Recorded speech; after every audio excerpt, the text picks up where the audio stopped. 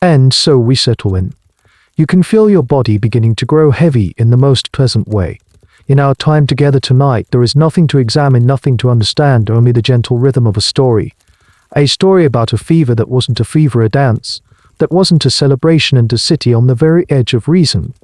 Before we drift too far, if you feel a connection to this place, you're welcome to leave a quiet like or subscribe. Think of it not as a task, but as leaving a soft footprint in the sand before you continue your journey inward. Your peaceful presence here is, and always will be, more than enough. And if you feel so inclined, you can leave a comment, letting me know what city you're listening from, and what time it is for you. It's a quiet way of knowing we're all resting together in this moment, all around the world. Now is the time. Let the world outside dim to a soft glow, listen to the quiet hum of the night, then let's take our first gentle step into the dreamscape of our story. The year is 1518th, the month is July, and the place is the city of Strasbourg.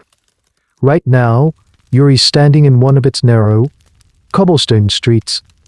It's hot, not just warm, but a thick, suffocating heat that seems to press down from a hazy white sky. It clings to your skin, making the coarse fabric of your clothes feel heavy and damp. The air is dense with the smells of a thriving, but struggling scent of baking bread from a nearby shop, but it's mixed with the sharper tang of sawdust from a carpenter's workshop. The sour smell of the river Rhine in the distance, and the ever-present, earthy aroma of late stockened and washed humanity. The houses lean in towards each other over your head, their timber frames crisscrossing the walls like dark veins. They almost seem to be whispering to each other, blocking out most of the relentless sun and leaving the street below in a state of perpetual twilight. Above it all, you can just catch a glimpse of the single, magnificent spire of the Strasbourg Cathedral, a needle of red sandstone piercing the sky.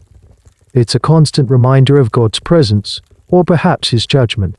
And judgment is on every owner's mind. This city is a powder keg of anxiety. You can see it in the faces of the people you pass, the pinched expressions, the eyes that dart around nervously. For years, life has been relentlessly hard. A series of brutal winters and failed harvests have led to widespread famine. The granaries, like the city's famous Fenning Term or Penny Tower, which was built to store grain and stabilize prices in times of need, are either depleted or the food they hold is too expensive for most. You see children with swollen bellies and hollow eyes. You see beggars, their hands outstretched, their pleas a constant desperate murmur in the background noise of the city. For many, hunger isn't a threat, it's a house guest that never leaves. On top of this gnawing hunger is the fear of disease. The Black Death is a living memory, a terrifying ghost story that every grandparent tells. And even if the Great Plague is at bay, other sicknesses are not.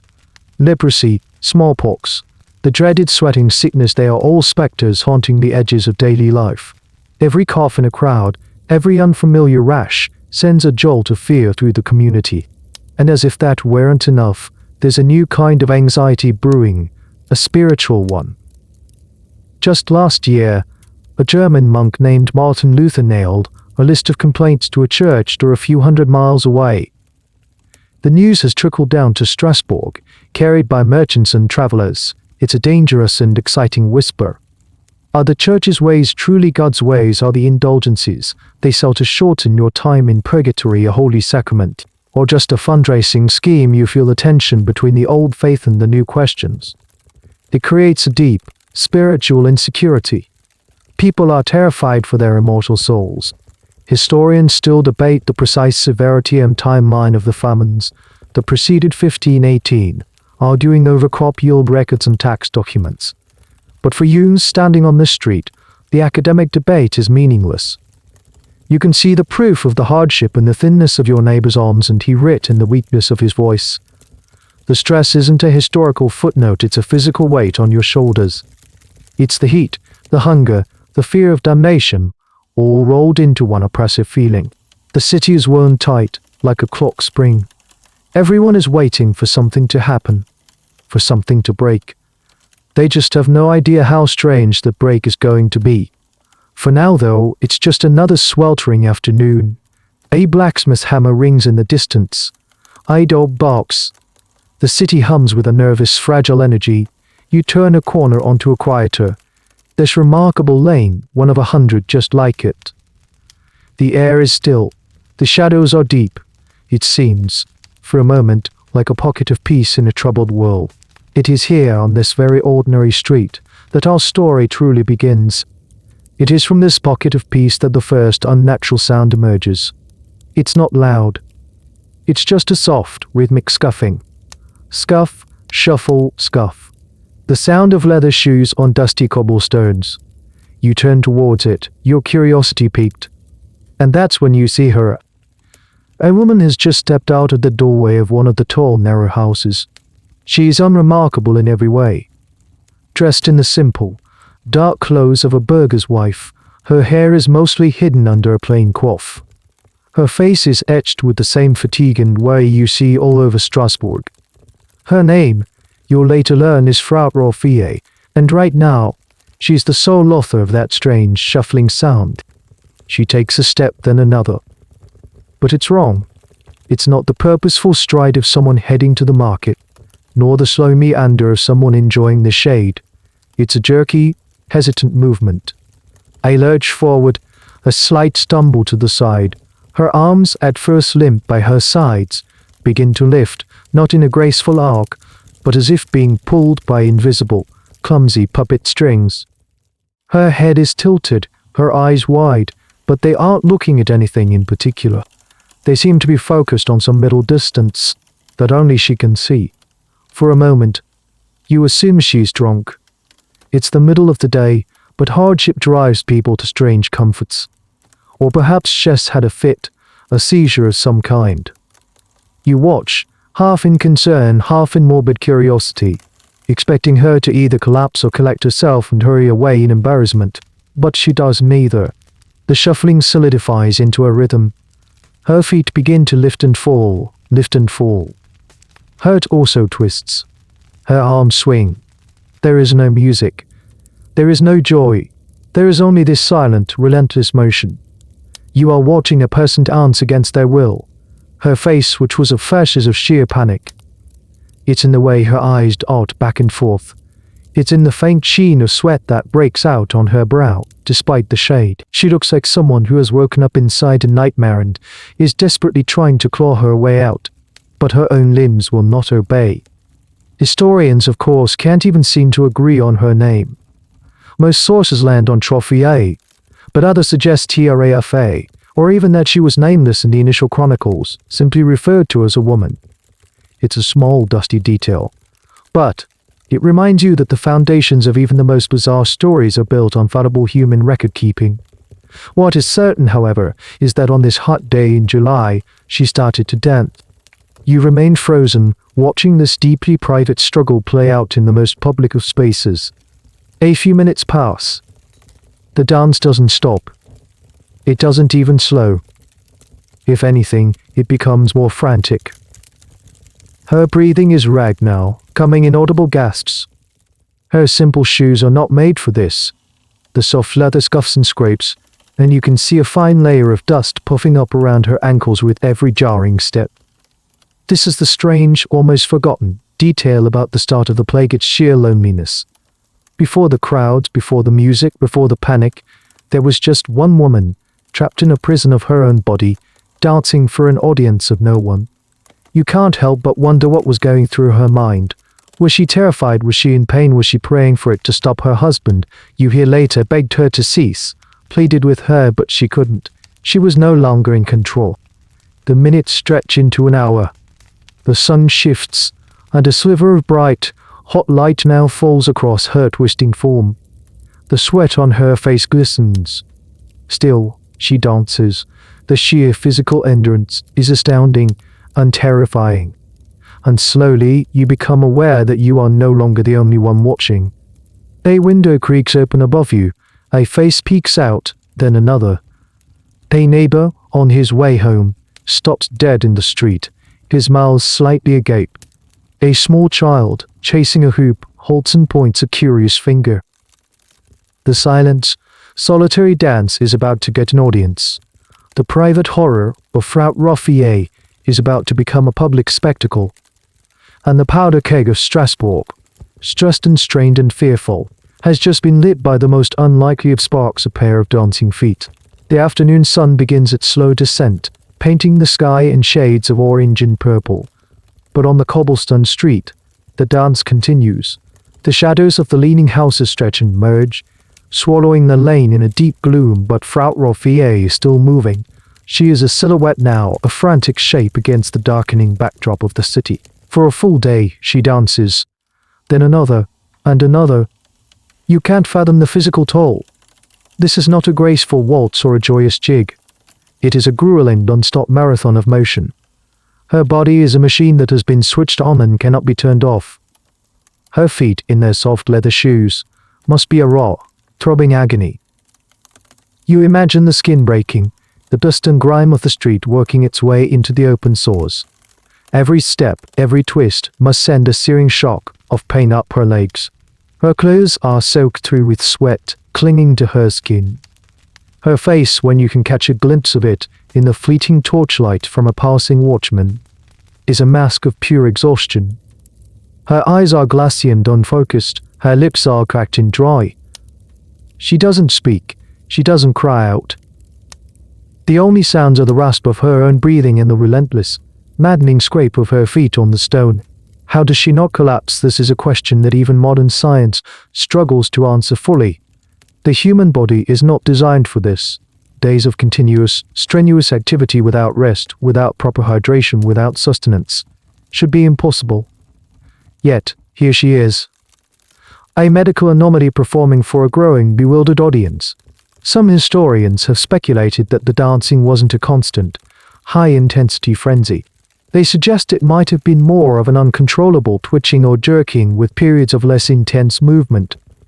But the chronicles of the time, written by men like the physician Paracelsus, who later studied the event, describe it as a genuine, non-stop dance. What's truly bizarre, a detail often lost in the broader horror, is how she survived these first few days.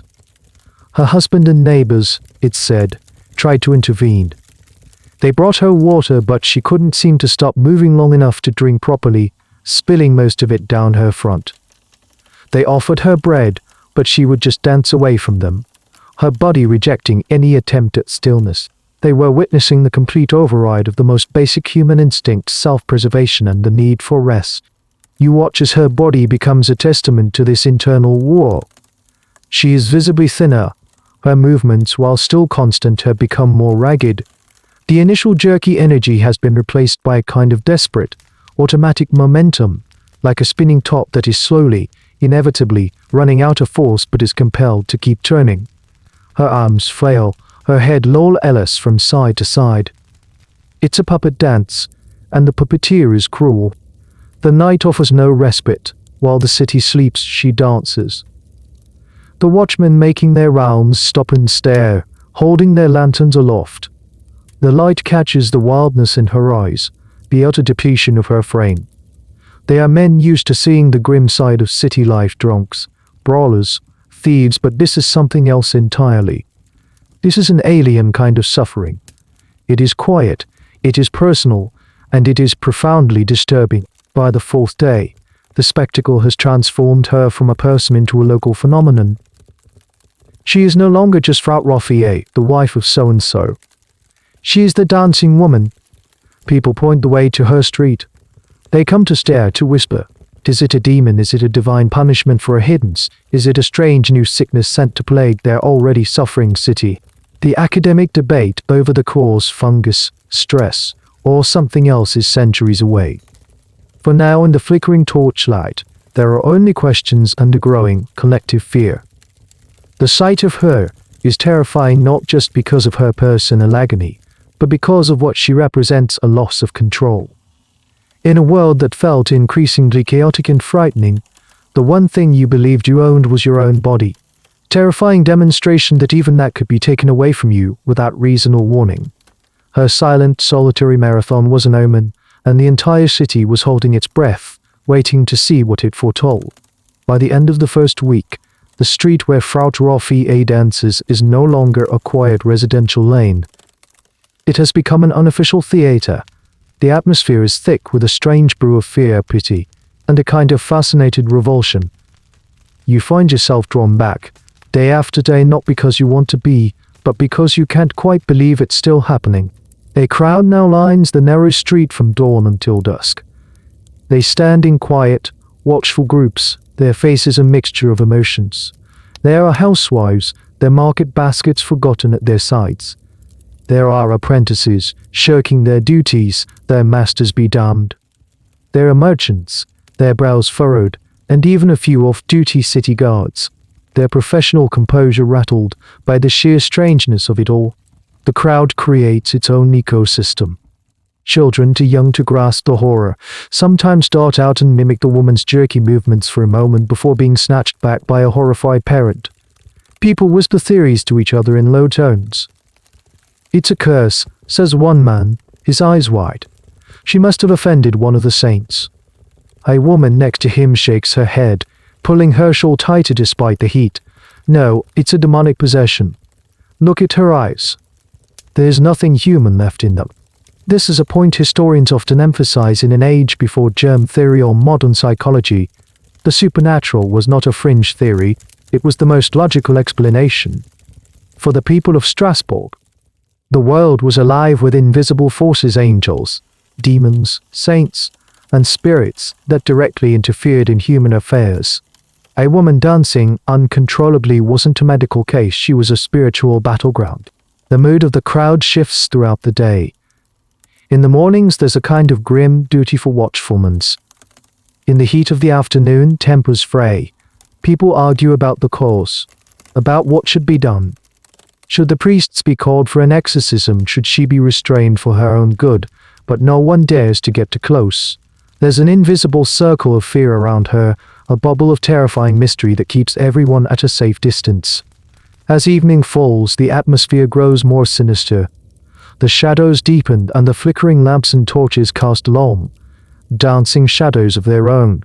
Frau Raphael's movements, now illuminated erratically, seem even more grotesque and unnatural. The crowd thins, but those who remain are the most morbidly curious, their faces pale and taut in the uncertain light. The rhythmic scuffing of her feet seems to fill the entire street, a lonely, maddening drumbeat in the quiet of the night. What's truly fascinating, and a bit chilling, is the social dynamic at play. There's no evidence that anyone in these early days offered any organized help. Her family, overwhelmed and terrified, did what they could, but the community as a whole was paralyzed. They were spectators. This passivity is something sociologists still study. Why do we watch when we could act? Perhaps the phenomenon was so far outside their realm of experience, but they simply didn't know how to react. It was like watching a house burn down with no water to douse the flames. All you can do is stare, and in that staring, a strange seed was being planted in the minds of the onlookers. Day after day they watched this relentless, involuntary motion. They absorbed the rhythm. The sight of her twisting, jerking form became imprinted on their consciousness. They went home at night and the image followed them. They closed their eyes and could still see her. You, standing in the crowd, feel it too. The sight is hypnotic. The constant motion has a strange, almost mesmerizing quality. You feel a bizarre empathy, an involuntary twitch in your own leg muscles as you watch her. It's an unnerving sensation. The line between spectator and participant begins to feel unnervingly thin. The crowd, which had gathered to watch a strange event, was becoming part of it. Their shared fear and their constant, focused attention were creating a pressure cooker of emotion in that small street. They thought they were just watching Frau Raphael's nightmare. They didn't realize they were about to step into it themselves. The single lonely spark was now surrounded by a growing pile of very dry kindling. The air in the street has grown thick, not just with heat and dust, but with a palpable tension. The spectacle has been going on for nearly a week. The novelty has worn off, replaced by a grim, anxious routine. The crowd still gathers, but the whispers are more fearful now. If this can happen to her, a respectable woman with no known vices, who is to say it cannot happen to anyone? You are standing near the edge of the crowd, trying to find some shade close to a doorway. You've seen this same scene play out for days. and a part of you is weary of it. Yet, you can't seem to leave. The sheer impossibility of it holds you captive. That's when you notice a man on the opposite side of the street. He's been there every day, just like you. A weaver by the look of his stained hands and simple tunic. He's been one of the more vocal spectators, offering loud opinions about demons and curses. But today he is silent. He is staring at Frau Roffier with an unnerving intensity. His body is rigid, his knuckles white where he's gripping a small wooden fence post. Suddenly, he lets go of the post. He takes a step forward, into the open space around the dancing woman. A hush falls over the people nearest to him. He takes another step. His movements are stiff, unnatural. It's not the confident stride of someone intending to help. It's hesitant, as if he's being pushed from behind. Then his right leg kicks out. It's an awkward, uncontrolled jerk. It looks almost comical for a second, like a man tripping over his own feet. I never stitch ripples through a few onlookers. But it is not a trip. His other leg follows suit, a clumsy shuffle that mimics the very first steps Frau Roffier took what feels like an eternity ago. His arms, which had been pinned to his sides, lift slowly, wouldn't lie. His head snaps back. His eyes are wide with the look of utter shock and horror. He opens his mouth, perhaps to scream, perhaps to protest, but no sound comes out. His body has been hijacked. The crowd gasps, a collective intake of breath that seems to suck the air from the street. The nervous laughter dies instantly, replaced by a stunned, fearful silence. This is no longer a spectacle about one unfortunate woman. The circle of fear has been breached. The sickness, the curse, whatever it is, has just jumped from one person to another, as if leaping across an invisible bridge of shared anxiety. The man begins to dance. His movements are a grotesque parody of Frau Roffier's. He is stronger, and his initial jerks are more violent. He stomps where she shuffles. He flails where she twists. They are now a duet from a nightmare, two human puppets on the same stage, moving to the same silent, infernal beat, yet completely oblivious to each other. They are trapped in their own separate prisons of motion, side by side. This is the moment the story pivots from a personal tragedy to a public crisis. Historians debate exactly how long it took for the contagion to begin. Some accounts suggest it was a matter of days, others imply it was closer to a week. The records are frustratingly imprecise, but they all agree on the outcome: she was not alone for long. The sight of the second dancer shatters the crowd's sense of safety. Before, Frau Roffier was an anomaly, a her. Now, the weaver is a him. He is not targeted. It is random. And if it can strike him, a man you've seen and spoken to, then the protective barrier of "it can't happen to me" evaporates completely. You feel a primal jolt of fear, a cold spike in your gut. Your eyes dart to the people around you. You see your own terror reflected in their faces. Who will be next? The woman standing beside you takes an involuntary step back, bumping into the person behind her. A man across the street makes the sign of the cross, his hand trembling. The invisible disease is now in the air, a contagion of pure fear. The weaver's panicked eyes lock with yours for a fleeting second, and in that moment, you see the same look of trapped horror you had seen on Frau Roffier's face. It's a plea for help from a man who has become a passenger in his own body. But what can anyone do? How do you fight a phantom? The lonely dance has ended. The mad duet has begun, and the stage is now set for a full, horrifying chorus. The second dancer is a broken dam. In the days that follow, the affliction doesn't just spread, it explodes. The phenomenon transforms from a bizarre duet into a chaotic, sprawling ballet of madness. It's as if the fear and stress simmering beneath the city's surface have finally found a physical outlet, a terrible kinetic expression. It happens in horrifying, unpredictable bursts. A young woman, carrying a pail of water from the public well, suddenly drops it with a clatter. Her body gives a violent shudder, and then she too begins to move, her feet stomping in the spreading puddle, her arms swinging wildly. A blacksmith's apprentice, a strong boy of 16, walks out of his master's workshop, wiping soot from his brow. He stops, his head cocks to one side as if listening to something no one else can hear, and then he is gone, consumed by the same relentless rhythm. He dances with the same frantic energy he usually reserves for the bellows and the hammer. The sickness, for now you can only think of it as a sickness, is no longer confined to that one haunted street. It's appearing all over the city. You hear stories from the tanners' district by the river, from the wealthy merchants' quarter near the cathedral, and from the cramped, impoverished alleys you usually try to avoid. It leaps from person to person, not through touch or breath, but seemingly through sight and suggestion. To witness the dance is to become vulnerable to it. The city of Strasbourg, once a place of bustling, orderly life, now has pockets of frantic, horrifying chaos. You can be walking down a street, thinking of nothing more than the price of bread, and turn a corner to find a dozen people locked in the grip of the dance. They aren't dancing with each other. There is no coordination, no sense of shared experience.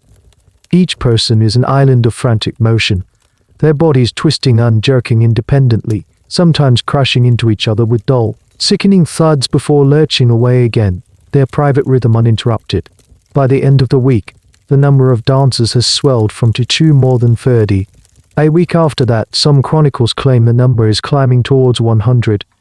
The exact numbers are, of course, the point of contention for historians. Record-keeping in 1518 was not an exact science, and panic tends to inflate figures. Was it dozens or was it hundreds? The truth is likely somewhere in between. But for you living through it, the precise count doesn't matter. What matters is the terrifying, visible evidence of the plague spread. One of the most chilling details, a small fact often buried in the historical accounts, is the diversity of the victims. It wasn't just the poor or the desperate who were afflicted. It struck down men and women, old and young, the pious and the profane. It took hold of craftsmen, servants, housewives, and even, it was whispered, the wife of one of the city's minor officials. This is what made it so terrifying. It was indiscriminate. There was no pattern, no logic you could use to feel safe. Piety didn't protect you. Wealth didn't insulate you. Youth and strength were no defense. You live in a state of constant, low-grade dread. Every crowd is a potential flashpoint. You find yourself watching people for the first signs, a slight tremor, a faraway look in their eyes. The normal sounds of the city are now layered with a new, disturbing soundtrack, the constant, rhythmic scuffing and stomping of dozens of pairs of feet, a sound that echoes from different streets at different times of the day and night. The city's normal functions begin to break down. People are afraid to go to the market. Workshops are short of hands. The normal flow of commerce and daily life is disrupted by the sheer, unavoidable strangeness of it all.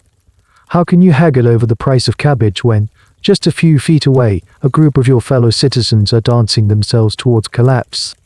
The metaphor of a fever is potent. Strasbourg is sick. It has a fever you can't sweat out, a delirium that has taken physical form. The city's collective mind, stressed to the breaking point by famine and fear, is finally shattering, and the shards are dancing in the streets. The escalating chaos can no longer be ignored.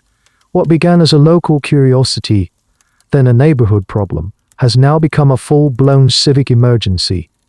The sight of dozens of citizens twitching unfailing in the streets is not just disturbing, it's a threat to public order and a deep embarrassment to the city's leadership. Strasbourg prided itself on being a well-run, orderly, free imperial city, directly under the authority of the Holy Roman Emperor himself. This kind of public madness was simply not acceptable, and so the guilds take notice. In 16th century Strasbourg, real power didn't just lie with a mayor or a council in the way we might think of it today. It was held by a complex web of powerful trade guilds. The butchers, the tanners, the bakers, the boatmen, the merchants. These were not just professional associations, they were political factions. The heads of these guilds, the ZUNFT Meisters, were the city's power brokers. They were wealthy, influential, and deeply invested in maintaining the stability and reputation of their city. You can imagine the scene. They gather in the Falls, the Grand City Hall, or perhaps in the private or paneled meeting room of one of the wealthier guild houses. The air inside is cool and dim, a stark contrast to the hot, frantic streets. The men seated around the heavy oak table are dressed in dark, fur-lined robes, their faces grim. These are not men given to panic. They are practical, serious individuals who have dealt with floods, fires, and political disputes. But this is something else. A report is given. The numbers are fluid, but the trend is undeniable. The dancing plague, as people are beginning to call it, is spreading. It is disrupting trade. It is causing panic among the populace. And, most importantly, it is making Strasbourg look weak and foolish to outsiders, along with the guild masters of the city's physicians. These are men of learning, educated in the medical theories of the day, which are still heavily based on the ancient Greek teachings of Galen and Hippocrates. They are a solemn bunch, stroking their well-trimmed beards as they listen to the reports. They speak in a mixture of German and Latin, the language of scholarship. They are the experts, the ones who are supposed to have answers. The discussion, as you picture it, is a mixture of civic concern and intellectual bewilderment. A guild master of the tanners, a gruff, pragmatic man, might slam his hand on the table. This is a mockery. We must put a stop to it. Are they possessed? Should we have the bishop send his exorcists? A merchant, more concerned with commerce, would shake his head. Panic is bad for business. We need to show that we have the situation under control. A show of force, perhaps arrest them for disturbing the peace. But how do you arrest a sickness? How do you exorcise 100 people at once? The problem defies all their usual methods of control. This is where the physicians step in. One of them, perhaps a man named Gregor, who had studied in Padua, rises to speak. He clears his throat, assuming the confident air of a man of science. Gentlemen, he might say, let us not be hasty and descend into superstition. This is not a matter of demons, but of natural imbalances within the body. The guild masters fall silent, listening intently. They are desperate for a rational explanation, a framework they can understand and act upon. The supernatural is terrifying because it is unpredictable. Science, even 16th century science, offered the illusion of order and control. Historians are still piecing together the exact sequence of these meetings from the city's civic and guild archives. Some records are detailed, others are sparse, and there's always a debate about who truly held the most sway in the final decision. But the records are clear on one point: the secular authorities, the guilds and magistrates, decided to take the lead. They consulted the physicians, and in doing so they steered the city's response away from a spiritual explanation and towards a medical one. It was a pivotal moment. They chose reason over faith, medicine over exorcism. Standing in the cool, quiet room, surrounded by powerful men determined to solve this problem, you might feel a flicker of hope.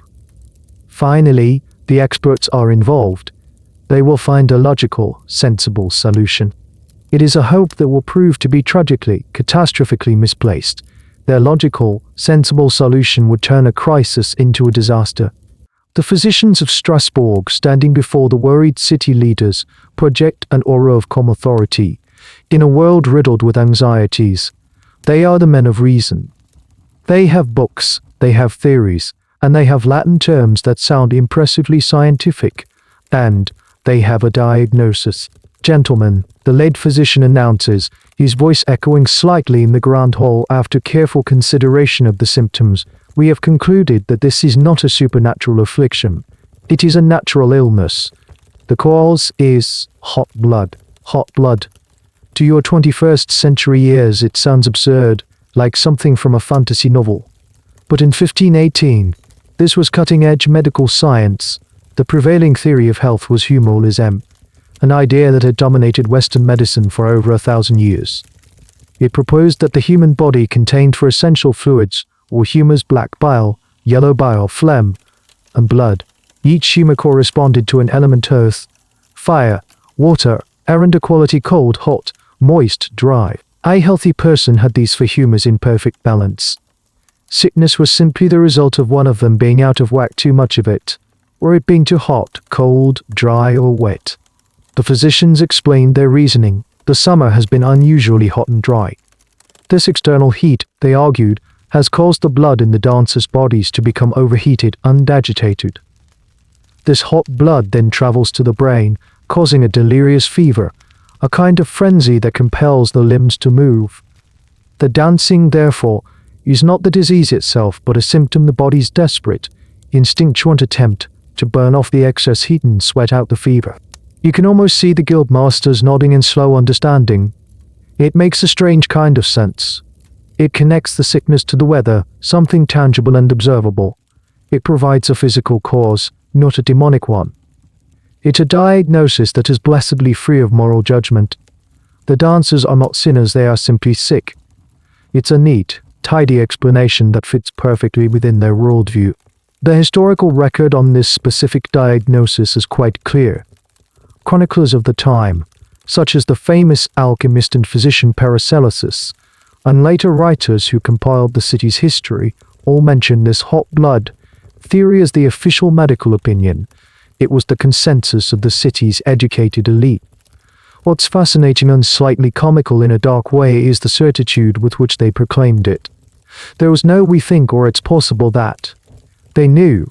They had applied their scientific principles and arrived at the truth. Any other explanation was the superstitious babble of the uneducated masses. Of course, they were completely and utterly wrong. Their diagnosis mistook the symptom, a hot, sweaty, exhausted body, for the cause. It was like seeing a house on fire and concluding that the problem was an excess of hot wood. This misdiagnosis highlights the vast gulf between their understanding of the human body and ours. They had no concept of neurology, of psychology, of the intricate connection between the mind and the body. The idea of a psychosomatic illness, where profound mental stress is a severe physical condition, was simply not in their vocabulary. Their medical framework had no room for a sickness of the mind. Everything had to be a physical imbalance of fluids, and this is where a debate still lingers among medical historians. Was this diagnosis a genuine, good-faith scientific error, or was there also a political component by medicalizing the problem? The city authorities wrested control of the narrative from the church. If it's hot blood, then physicians and magistrates are in charge, not priests and exorcists. It was a way of asserting secular authority in a deeply religious age. Perhaps it was a bit of both, a convenient diagnosis that aligned with their scientific beliefs and their political needs. Standing in the back of the hall, you listen to the confident pronouncements of the physicians. The theory is laid out, the cause is identified. It all sounds so logical, so reassuring. And now that they know the cause, the next step is obvious: they need a cure. A treatment based on this impeccable, scientific diagnosis. And it is in devising this cure that their fatal error will be compounded, turning their flawed theory into lethal practice. Having settled on a diagnosis of hot blood, the assembled leaders of Strasbourg face the next logical question: what is the cure if the body is instinctively dancing to burn off a feverish excess? Then the answer to them seems startlingly obvious. The body is already trying to heal itself. The cure, therefore, is not to stop the dancing. The cure is more dancing. You can almost hear the lead physician explaining the logic, his tone patient and reasonable. The affliction must run its course, he would argue to the guild masters. These poor souls are in the grip of a fever. Their limbs are agitated by the overheated humors in their blood. To restrain them would be to trap the fever within them, which could prove fatal. No, we must help the body do what it already knows it must. We must allow them, in fact, we must encourage them to dance themselves back to health. It's a line of reasoning that is both perfectly logical within their flawed medical framework and breathtakingly catastrophic in its real-world implications. They saw a fire and decided the best course of action was to add more fuel to it, hoping it would burn itself out faster. This decision is one of the most infamous and well-documented aspects of the entire event. The city chronicles, written by men like Ellen and Specklin, are explicit about this. This wasn't a panicked, chaotic response. It was a deliberate top-down public health policy enacted by the city's most powerful and educated men. They genuinely believed they were providing compassionate, scientific care.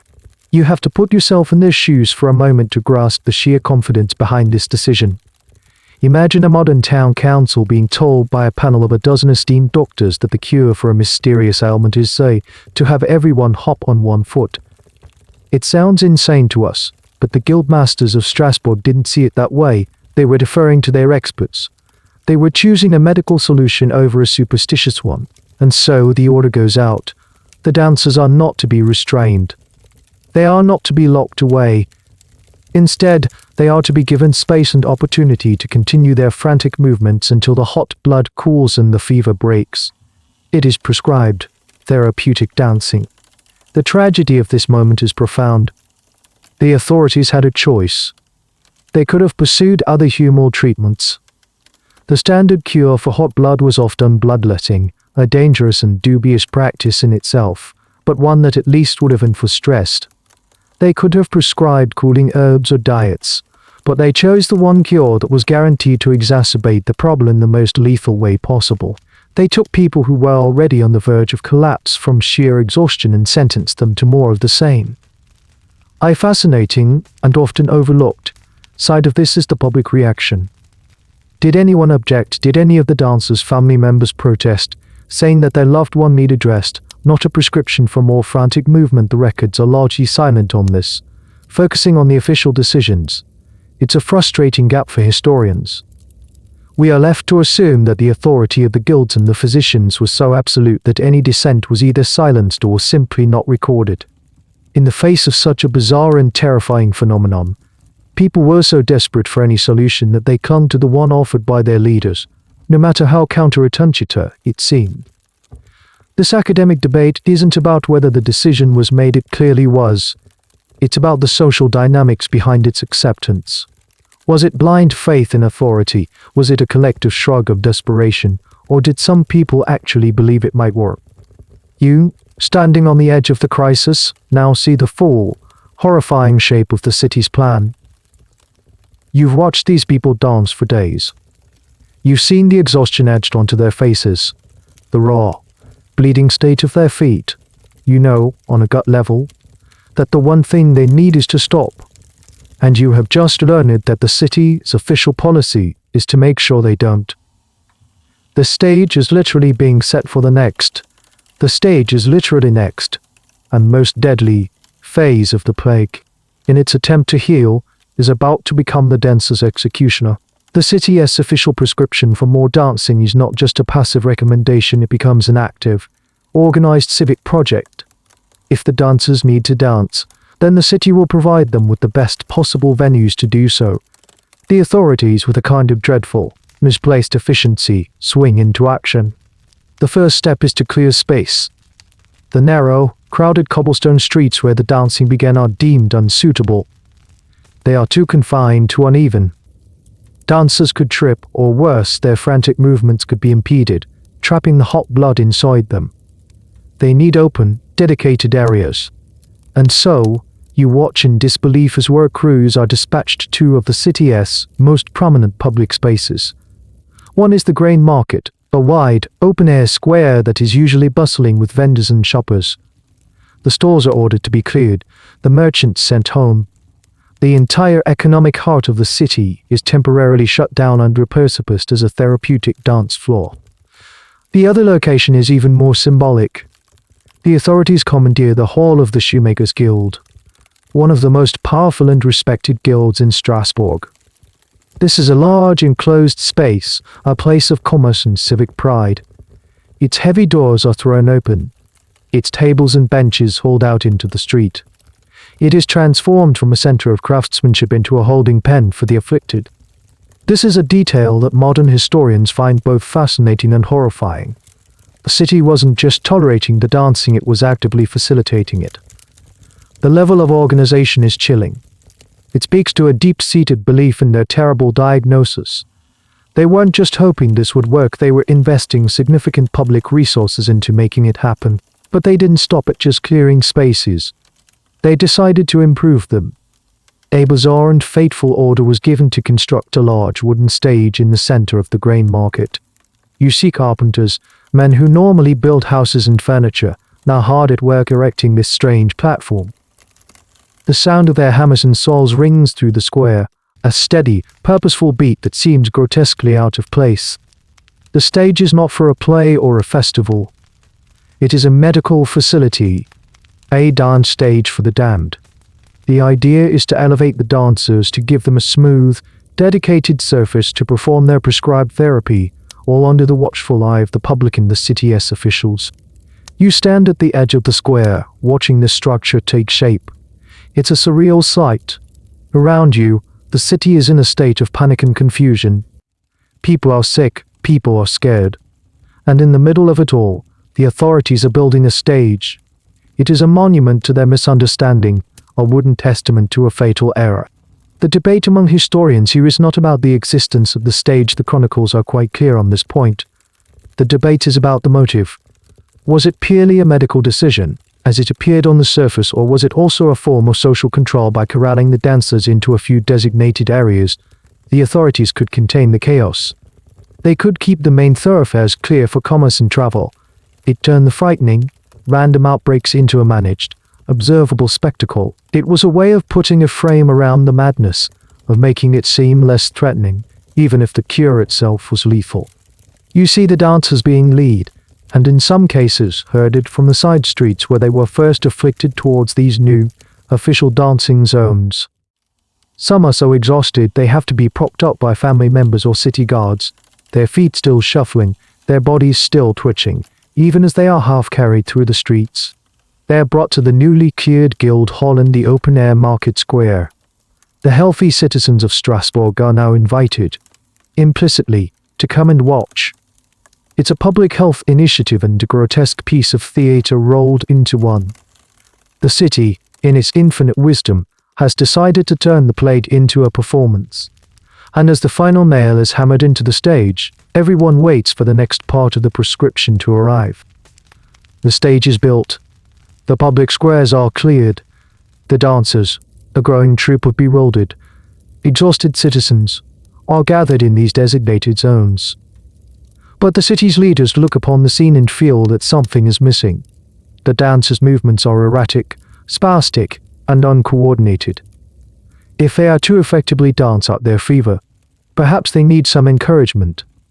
Perhaps they need a rhythm to follow, and so the Strasbourg City Council makes its second catastrophic decision. They decide to hire musicians. It's an act of such profoundly misguided logic that it's almost difficult to comprehend. They look at a group of people suffering from an uncontrollable, agonizing compulsion to move, and can conclude that what they need is a beat. An order is sent out, and soon you see them arriving in the grey market square, professional musicians, hired and paid for with city funds. There are drummers, their faces grimly professional, carrying large side drums slung over their shoulders. There are pipers, their instruments tucked under their arms, and fiddlers with their ABCs and violas. These are men who usually play at weddings, festivals, and in the taverns at night. Their job is to bring joy, to make people want to dance. Now, they have been tasked with the strangest gig of their lives, to provide a soundtrack for a play.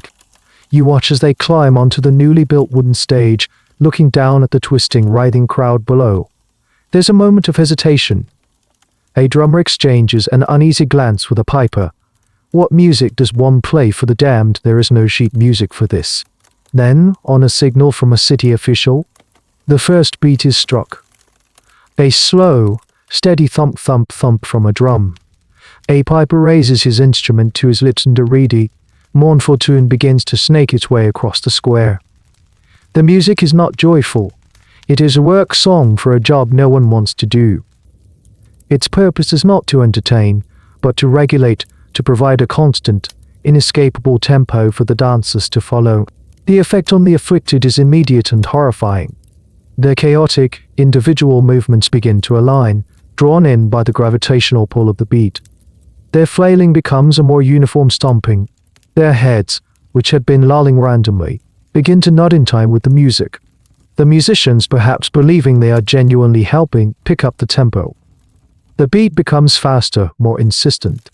The dancers respond in kind. Their movements grow more frantic, more energetic.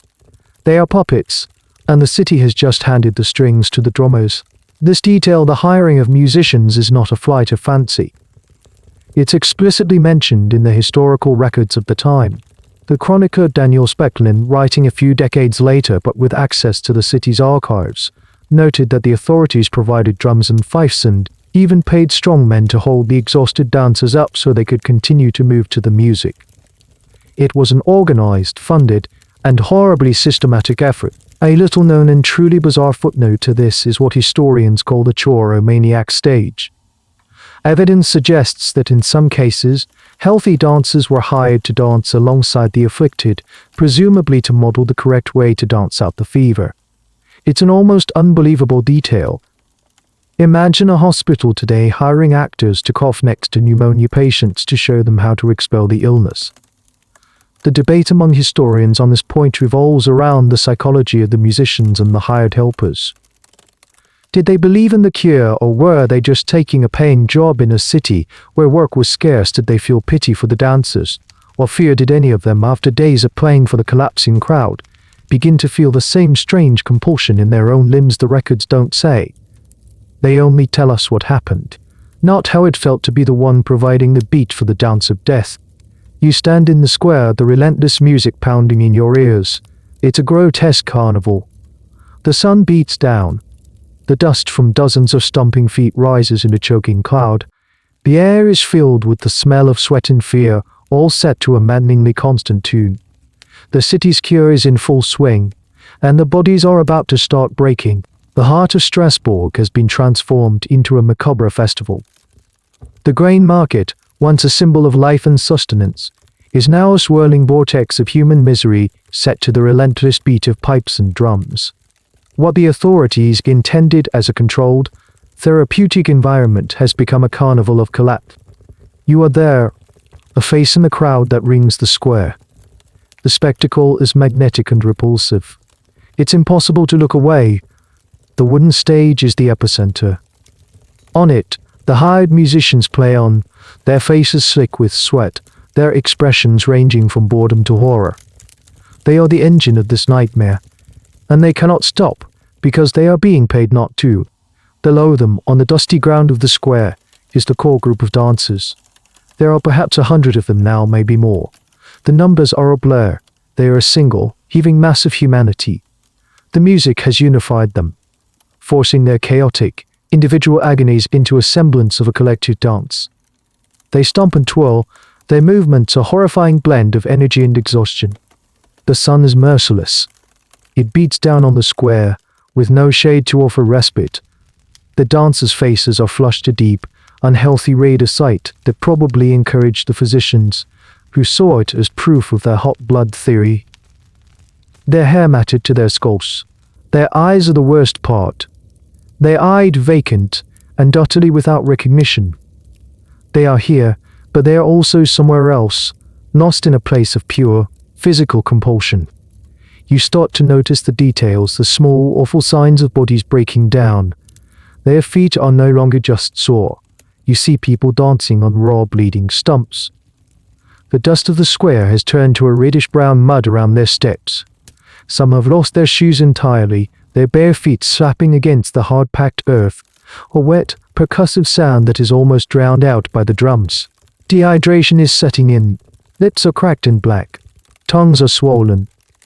People make feeble, clawing motions at their own throats.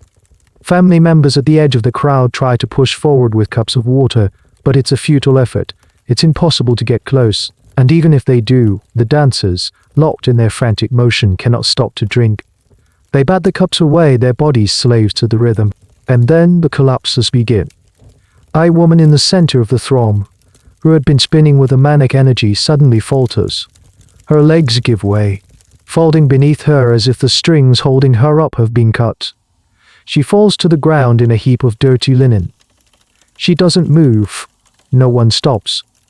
The dance continues around her fallen form, the other dancers sometimes stumbling over her, their own feet still moving, still stomping to the beat. A few minutes later, a man, a burly craftsman by his build, clutches his chest. His face contorts in a silent scream. He takes a few more lurching, involuntary steps, then pitches forward, landing heavily in the dust. A heart attack. This is the grim reality of the city's cure. The dancers are dying from sheer, relentless exhaustion. Their bodies are simply giving out. Strokes, heart attacks, dehydration, the very things that would kill a marathon runner who refused to stop. The chronicles of the time are stark on this point. One contemporary writer, Hieronymus Geb Wallal, noted that the authorities' plan had led to the miserable death of many.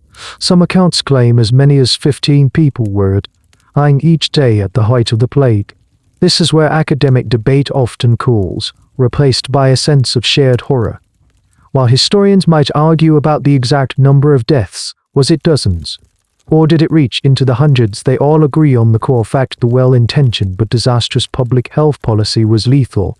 The stage, the music, the cleared squares, they were instruments of death. You watch as the strong men hired by the city move in. When someone collapses, their job is to drag the body out of the way to make more room for the living to continue their deadly dance. There is no reverence, no pause for grief. The machine has to keep running. The scene is a perfect storm of absurdity and tragedy. The authorities, convinced of their rational diagnosis, are enforcing a cure that is killing the patients. The musicians are providing the soundtrack, and the people of Strasbourg are watching, horrified but paralyzed, as their neighbors, friends, and family members literally dance themselves to death in the public square. The pounding of the drums is no longer just a sound you hear with your ears. It's a physical force that vibrates through the soles of your shoes, up your legs, and settles deep in your chest. You've been standing here for hours, for days, drawn by the same morbid gravity that holds the rest of the city captive. You watch the dancers, a part of your mind trying to maintain a safe distance, to analyze, to understand. But the barrier between observer and observed is starting to fray. The sun is hot on the back of your neck. The air is thick with dust and the smell of human exertion. You watch a man near the front of the crowd, his face a mask of agony, his feet leaving bloody prints on the ground. You feel a pang of pity so sharp it's almost a physical pain, and then you feel something else. It starts in your right foot. A tiny, involuntary tremor. A tapping of your big toe inside your shoe, perfectly in time with the relentless beat of the drum. You consciously try to stop it. You press your foot flat against the cobblestone, shifting your weight onto it. The tapping ceases. You feel a moment of relief. It was nothing, just a stray nerve, a reaction to the constant, percussive noise. But then you feel it in your calf, a tightening, a twitch. A muscle you can't control, spazzing in rhythm with the music. You clench your jaw. You focus on something else: the spire of the cathedral, a cloud in the sky, anything to break the hypnotic pull of the scene in front of you. You tell yourself, my body is my own. I am in control. This is the moment that separates the story from a distant historical event and turns it into a personal, immediate terror. You are no longer just watching. The sickness is knocking on your door. Your leg gives a sudden, sharp jerk. It's not a big movement, but it's enough to make you stumble. You catch your balance, your heart hammering against your ribs. A cold sweat breaks out on your forehead, a different kind of sweat than the one caused by the summer heat. This is the sweat of pure, undiluted panic. It's happening to you. You try to turn to flee. Your mind is screaming, run. Get away from the music. Get away from this place. You try to lift your left foot to take a step away from the square, but it won't move. It feels rooted to the spot, heavy as lead. And then your right foot, the one that started it all, lifts of its own accord. It doesn't step away. It steps forward, toward the writhing mass of dancers. This is the central mystery that historians and psychologists still grapple with. What was the actual, subjective experience of being afflicted? Was it a trance-like state, as some suggest, where you were unaware of your actions, or was it this far more terrifying scenario, being a fully conscious prisoner in your own body? The accounts of the time are not first-person narratives from the dancers themselves, leaving us to piece it together from the horrified observations of others. The consensus leans towards the latter, a state of ego-dystonic action where you are aware that your movements are not your own but are powerless to stop them. Your arms begin to lift, your elbows bending at an awkward angle. It feels like your ear puppet and an unseen force is yanking on your strings. Clumsily at first, learning how to operate you. You want to shout for help, but your throat is tight. Your jaw is locked. All you can manage is a choked, gasping sound. The people standing next to you, who moments ago were your fellow spectators, now scramble away. Their faces are a mixture of pity and stark terror. They see it happening. They see you being taken, and their fear is a mirror of your own. You take another involuntary step, then another. You are moving now in a clumsy, shuffling parody of a dance. Your body is a traitor. It is obeying a command that your mind did not give. You are being pulled from the shore of sanity into the frenzied, chaotic ocean of the dancers. The beat of the drum is no longer just a sound, it is the master of your limbs. You have crossed the line. You are one of them now. You are one of them now. And as you are pulled into the throng, your last coherent thought is a simple, terrifying one: will I ever be able to stop? The world shrinks to a vortex of motion and sound. You are inside the machine now, and it is deafening. The steady, brutal rhythm of the drums and pipes is no longer a background noise, it's the very air you breathe, the pulse of your own blood. Your feet stomp, your body twists, and your conscious mind becomes a terrified spectator to its own betrayal. The first few hours are a blur of confusion and panic. You fight it. With every ounce of your will, you try to regain control. You try to regain control. You try to make your arms fall to your sides. It's like trying to hold back a river with your bare hands. The harder you fight, the more violent the movements become, as if the force compelling you is punishing you for your resistance. Your muscles burn with the strain of this internal war. As day bleeds into night, the physical agony begins to eclipse the mental terror. Your feet are the first to protest. Your soft leather shoes, not meant for this abuse, quickly begin to disintegrate. The soles wear thin, and you feel the sharp edges of the cobblestones bite into your flesh. Blisters form, burst, and the raw skin grinds against the grit and filth of the square with every step. The pain is a sharp, white-hot signal that your brain registers, but your legs ignore. Thirst becomes a torment. Your mouth is a desert, your tongue a dry, swollen thing. You see buckets of water at the edge of the square, a shimmering mirage of salvation. But you can't get to them. Your body dances on, oblivious to its own desperate need. Sometimes a well-meaning soul darts and throws a splash of water at your face. It's a moment of shocking, blessed relief, but it's gone in an instant, and the dust and heat quickly reclaim you. Exhaustion is a heavy cloak that settles over you, yet it brings no rest. Your body screams for stillness, for sleep. Your eyelids feel weighted down with stones, but the dance is relentless. The music, which stops for brief, torturous intervals, is replaced by the maddening, silent rhythm in your own head. You keep moving. Scholars who study this phenomenon, like John Waller, a prominent historian on the subject, argue that the dancers were likely in a dissociative state, a kind of trance induced by extreme psychological distress. This might explain their ability to push past normal human endurance, but it doesn't eliminate the physical reality of the pain. The world around you becomes a series of disjointed, nightmarish snapshots. You see the faces of the other dancers, their eyes as vacant and terrified as your own. You crash into them, a clumsy, painful collision of bodies with no apology, no acknowledgement, before you are both pulled back into your separate, frantic orbits. You see the faces of the crowd, or horrified masks that seem to float at the edge of your vision. You see the musicians on their stage, their forms wavering in the heat haze like demonic figures in a fresco. Time loses all meaning. Is it day or night? The sun burns your skin, and then the torches are lit, casting long, monstrous shadows that dance with you. You are trapped in an endless present moment of pain, thirst, and motion. You stop thinking, you stop fighting. You stop thinking, you stop fighting. You simply exist within the agony.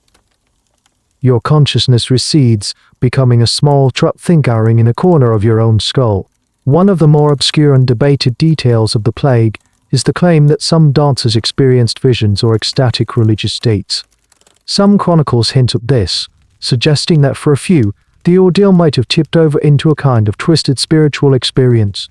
Was this a genuine phenomenon, or just the delirious rumblings of a fevered brain? It's impossible to know. For you, there are no visions of angels or saints. There is only the searing pain in your feet, the fire in your lungs, and the relentless, pounding beat that has become the entire world. You are a prisoner of your own flesh, a marathon runner with no finish line. And as you stumble through another cycle of day and night, a new, more terrifying fear begins to creep in. You see the bodies being dragged away. You see the people who have stopped dancing for good. And you realize the question is no longer will I ever be able to stop, but will I survive this? The carnival has been raging for days, and the mood in the city has shifted from panicked fascination to grim resignation. The relentless music, the sight of the heaving crowd in the square, it has all become a part of a new, terrible normality. But the city's grotesque experiment in public health is beginning to produce its most predictable and tragic results. The bodies, pushed far beyond their limits, are breaking. You are still dancing, but the frantic energy has been replaced by a kind of gruesome, automated momentum. Each step is a jolt of agony. Your joints scream in protest. Your vision blurs, and the world is a smear of color and light. You are dimly aware of the people around you, not as individuals, but as fellow puppets in this dreadful play. And then you see it. Not far from you, an older woman. You remember her from your neighborhood. She sold eggs at a small market stall. Falters. Her movements have been growing weaker all day, her steps becoming a feeble, shuffling motion. For a moment, she stops entirely, standing unnaturally still amidst the swirling chaos. Her head slumps forward, and a collective gasp is audible even over the music from those watching at the edge. Then, as if a switch has been flipped, her body gives one last, violent convulsion, a full-body shudder that seems to snap her spine. She pitches forward and does not move again, the first to fall. Her death is a stark, silent punctuation mark in the endless noise of the square. It changes everything. Before this, the dancing was a horrifying, painful, but ultimately survivable ordeal. People collapsed from exhaustion, yes, but they were dragged to the side, and it was assumed they would eventually recover. But this is different. This is final. The strong men hired by the city move in, their faces impassive. They lift the woman's limp form and carry her away, her worn-out shoes dragging in the dust. The crowd parts to let them through, and a wave of fresh horror ripples through the spectators. The plague is not just a strange sickness anymore. Once the first death occurs, it's as if a psychological barrier is broken. The collapses become more frequent and more final. A young man, barely 20, suddenly screams a raw, wordless cry of agony and clutches his head before collapsing. A stroke. A middle-aged man who had been stomping his feet with a terrifying force simply freezes mid-stump and topples over like a felled tree. A massive heart attack. The physician's theory of hot blood offered no explanation for this. Death was not supposed to be part of the cure. The dancing was meant to release the fever, not extinguish the life. You can imagine them at the edge of the square, conferring in worried whispers, their scientific certainty beginning to crumble in the face of this mounting death toll. The chronicles are grimly specific on this point. While they may disagree on the total number of victims, they all agree that people died. The 16th century physician Paracelsus wrote that the plague began with one woman who felt a great need to dance and ended with the death of many. A city chronicle from the IML in family states bluntly that the dancing continued until they fell down dead. A niche debate among forensic historians on physicians is the precise medical cause of death. Was it primarily cardiac arrest from electrolyte imbalance and physical strain, or was it rhabdomylitis, a condition where muscle tissue breaks down, releasing damaging proteins into the blood that led to kidney failure without 16th century autopsy reports? It remains a matter of educated speculation. But for you, dancing in the square, the clinical terms are meaningless. You just see people falling. You see the life drained from their eyes. You see your neighbors, your fellow citizens, dying from an overdose of the city's prescribed medicine. Each fallen answer is a terrifying premonition. You look down at your own body, this exhausted, battered machine that is still somehow moving. You feel the frantic, irregular hammering of your own heart in your chest, and you realize you are in a lottery of death. Every beat of the drum, every beat of the drum, every false step is another ticket. The music is no longer a command, it's a death sentence, being carried out in slow, agonizing motion. The mounting death toll shatters the city leaders' confidence. Their grand public health initiative, the one based on the best medical science they had, is a catastrophic failure. The cure is not only ineffective, it is actively killing people. The sight of bodies being regularly dragged from the dance floor can no longer be ignored or explained away. The tidy, rational explanation of hot blood has dissolved, leaving behind a sticky residue of fear and incompetence. Panic, which had been simmering among the general populace, now firmly grips the city's elite. The guild masters and magistrates, who just weeks ago were so certain of their course of action, are now scrambling. Their authority is eroding with every person who collapses in the square. The city is not just sick, it's being actively mismanaged into the grave. You, still trapped in the relentless motion, can feel the shift. The atmosphere around the square changes. The crowds of curious spectators have thinned, replaced by the grieving, angry families of the afflicted. You hear their shouts directed at the city guards and officials who stand nervously at the perimeter. Do something. You're killing them. The music falters. The drummers and pipers, who had been playing with a grim professionalism, are now visibly shaken. Their rhythm becomes hesitant, their melodies discordant. They look at the collapsing dancers, then at the angry crowd, then at the city officials, their eyes asking for permission to stop. Eventually, the music sputters out entirely, replaced by an even more horrifying sound: the ragged gasps, pained groans, and the endless, shuffling scrape of feet from those still caught in the plague's grip. The city council convenes in an emergency session.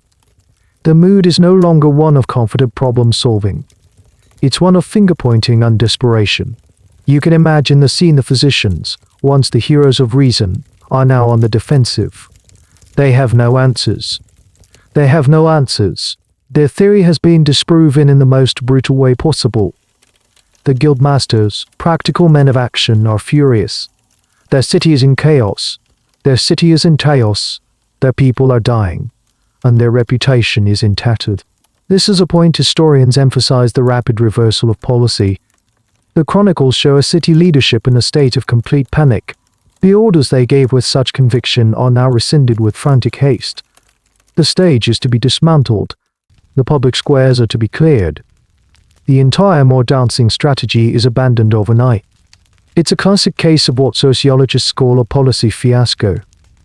The initial certainty of the leaders led them to double down on a flawed strategy. Ignoring early warning signs like the dancers became so overwhelming that a complete and humiliating reversal was the only option. The debate among historians isn't whether this reversal happened, but how it reflected the power dynamics of the time. Did the physicians lose all credibility instantly? Did the guild masters blame them to save their own skins? The records hint at a frantic search for a new explanation, a new scapegoat. Having thrown out the medical explanation, the city leaders are left with a terrifying void. If it wasn't hot blood, then what was it? Their rational framework has failed them. And when reason fails, the mind often turns back to older, more primal fears. They look at the dancers, the ones still twitching and shuffling even without the music.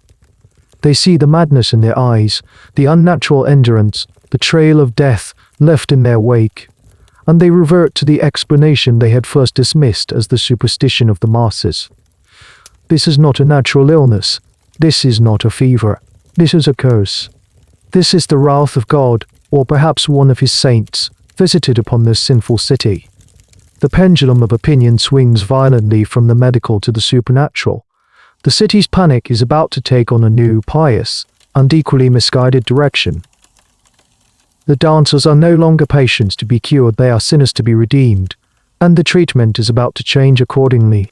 With the medical theory of hot blood lying in ruins amidst the deadened, collapsing dancers, the city's leaders, in their desperation, perform a complete diagnostic U-turn. They abandon the sterile language of humors and fevers and embrace the terrifying vocabulary of divine retribution. The new official diagnosis is no longer a matter for physicians, but for priests. The dancing plague, they declare, is a supernatural curse, the result of the wrath of a specific and powerful Saint Vitus. Who was Saint Vitus to you? A citizen of 16th century Strasbourg. He is a well-known figure, a young boy martyred in the 4th century under the Roman Emperor Diocletian. Legend had it that he was thrown into a cauldron of boiling oil but emerged unharmed. His connection to dancing is murky and steeped in folklore. One tradition held that praying to him could cure epilepsy and other nervous disorders, which were often characterized by twitching and convulsions, and the affliction was sometimes called Viet's dance. However, there was a darker side to his legend. It was also believed that if you angered Saint Vitus, perhaps by dancing disrespectfully on his feast day, he could punish you by inflicting an uncontrollable manic dance upon you. Suddenly, this obscure piece of religious lore becomes the single, unifying explanation for the horror that has gripped the city. The shift in diagnosis is immediate and absolute. The blame moves from an impersonal, natural phenomenon, the hot weather, to a personal, moral failing. The city of Strasbourg, the authorities now imply, must be rife with sin to have provoked such a specific and terrible punishment. The dancers are no longer just sick, they are the physical embodiment of the city's spiritual corruption. This theory provides a strange kind of comfort to the authorities. It explains the failures of their medical approach. How could a doctor cure a saint's curse? It shifts the blame from their own incompetence to the collective sins of the populace. And most importantly, it offers a new, clear path forward. If the cause is a saint's anger, the cure is not medicine but penance. You experience this shift directly. You are still moving, a weak, shuffling parody of the frantic dance you began weeks ago. The music is gone, but the compulsion remains. Now, instead of being seen as a patient, you are looked upon with a mixture of pity and suspicion. People make the sign of the cross as you pass. You are a walking symbol of divine wrath. Priests who had been largely absent from the official response are now front and center, sprinkling holy water and chanting prayers, treating the area not as a hospital but as a desecrated site. The historical evidence for this diagnostic shift is very strong. Multiple chronicles from the period explicitly mention Saint Vitus as the perceived cause. The focus of the city's entire response pivots from the physical to the spiritual. This is a crucial point. Many popular retellings miss the more dancing phase, while Infamous was relatively short-lived. The divine curse phase lasted much longer and dictated the final, strange chapter of the plague. The academic debate here is fascinating. Was this a genuine, citywide explosion of religious fervor, or was it a calculated political move by the city council to regain control by blaming a saint? They aligned themselves with the powerful authority of the church and presented a united front to a terrified populace. The historian John Waller argues that the belief was genuine, a product of the deep-seated supernaturalist mindset of the era, and this was simply the latest act. This new diagnosis also explains a bizarre, specific detail of the affliction, the color red. It was believed that Saint Vitus had a particular aversion to the color red. This led to a strange, secondary panic. People began to avoid wearing red clothes, and some accounts suggest that the afflicted dancers themselves showed a strange agitation or fear when presented with red objects.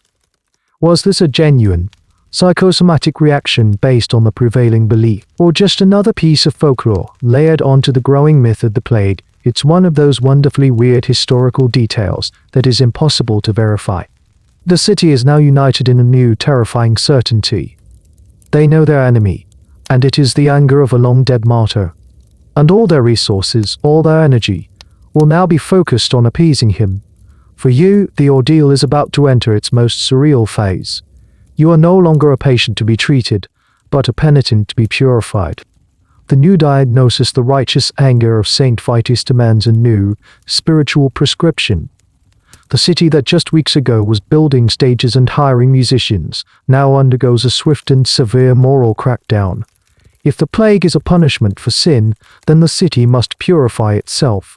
The cure is no longer more dancing, it is no dancing at all. An official edict is proclaimed by the city council, likely read aloud by criers in the main squares. By order of the magistrates, all public dancing is now forbidden. This is a staggering reversal.